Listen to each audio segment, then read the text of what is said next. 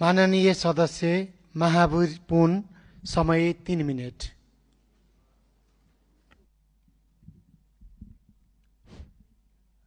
Hello, सम्माननीय सभामुखज्यू र माननीय सदस्यज्यूहरू सबैलाई नमस्कार छ, धन्यवाद छ यो आजको कार्यक्रमको लागि। र म खास गरी पहिलो कुरा आफ्नै जिल्लाको कुरा राख्दाखेरि म्याग्दी जिल्लालाई हिमाली जिल्ला भनेर 2075 सालमा घोषणा गरेको रहेछ, घोषणा मात्रै कागजमा।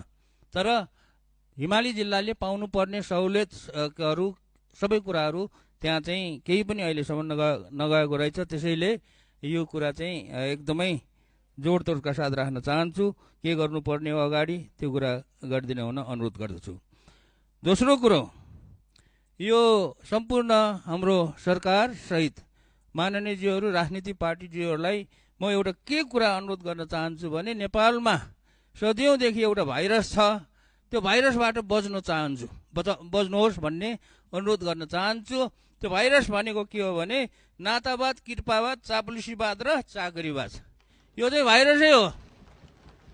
यो भाइरस खास गरी अब नेपाल एकीकरण भएपछि रणबहादुर शाह जब उहाँ चाहिँ के अरे नाबालक चाहिँ राजा हुनुभयो, त्यो बेलादेखि सुरु भएको हो। र राणा शासन, जङ्गबहादुरले राणा शासनको चाहिँ सुरुवात गर्दादेखि अझसम्म 2007 सालको क्रान्ति भइसकेपछि पनि, अनि 46 सालको क्रान्ति, 63 सालको चाहिँ आन्दोलन, यो सबै कुराहरू भन्दाखेरि पनि यो भाइरसले चाहिँ छोडेको छैन। यो भाइरसले भाइरसबाट छुटकारा पाउनको लागि तपाईँहरू सबै चाहिँ यसबाट चाहिँ बच्नुपर्ने हुन्छ। र अब यसबाट म के भन्न चाहन्छु भने अहिलेको नयाँ सरकार, नयाँ सांसदज्यूहरूले के गर्नु पर्यो भनेदेखि यो भाइरसबाट चाहिँ मुक्त हुनलाई प्रयास गर्नु पर्यो।